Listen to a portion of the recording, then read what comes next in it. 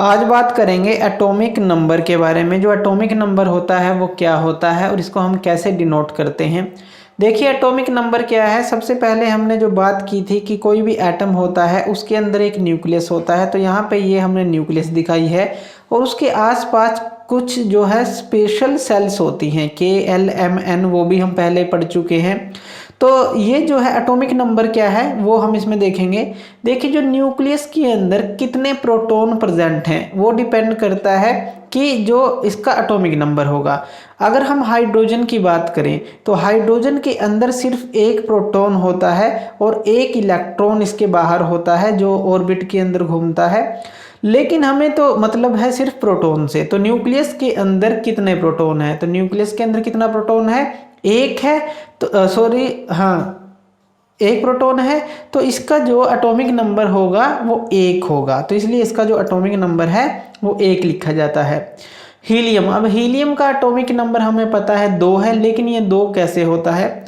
Helium के जो nucleus है, अब ये जो है बीच में ये हमने दिखाया है न्यूक्लियस है, इस न्यूक्लियस के अंदर यहाँ पे 2 प्रोटॉन होते हैं, इस तरह से 2 प्रोटॉन होते हैं। अब जो न्यूक्लियंस भी, जो इसके अंदर जो न्यूक्लियंस होते हैं प्रोटॉन और न्यूट्रॉन्स दोनों को हम न्यूक्लियंस बोलते हैं, लेकिन हमें सिर्फ काउंट करने हैं एटॉमिक नंबर के लिए प्रोटॉन्स। तो इसके अंदर कितने प्रोटॉन हैं, 2 प्रोटॉन्स हैं, तो इसीलिए जो इसका हीलियम का एटॉमिक नंबर होता है वो हम 2 लेते हैं। अब जो हीलियम का अगर हम इनकी बात करें कि यहाँ पे 2 प्रोटॉन होते हैं, इसी तरह से जो इसके जो दोनों तरफ जो हैं यानी कि 2 इलेक्ट्रॉन भी होते हैं, ये हम वैलेंसी हम पहले देख चुके हैं। इसके अंदर 1 होता है, इसके अंदर 2 होते हैं, ये वैलेंसी हम देख चुके हैं। तो इस तरह से देखिए जो हम बताते हैं कि जो इसका एटॉमिक नंबर है वो 1 है या 2 है, इसको डिनोट किया जाता है Z से। तो इसका जो Z से डिनोट किया जाता है, ये सिंबल भी आपको याद रखना है। और Z जो है हाइड्रोजन के लिए क्या होगा 1 और हीलियम के लिए ये क्या होगा 2।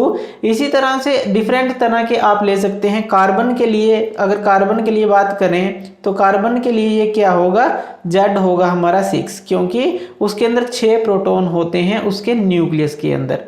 तो इस तरह से जो एटॉमिक नंबर है, टोटल नंबर ऑफ प्रोटॉन्स कितने प्रेजेंट हैं न्यूक्लियस के अंदर किसी एटम के, वो बताता है इसका एटॉमिक नंबर। तो इस तरह से आप एटॉमिक नंबर को समझ सकते हैं। तो थैंक यू वीडियो देखने के लिए। और ज़्यादा अपडेटेड वीडियोज़ के लिए आप हमारे चैनल ज्ञान लो पे हमें सब्सक्राइब कर सकते हैं। Thank you.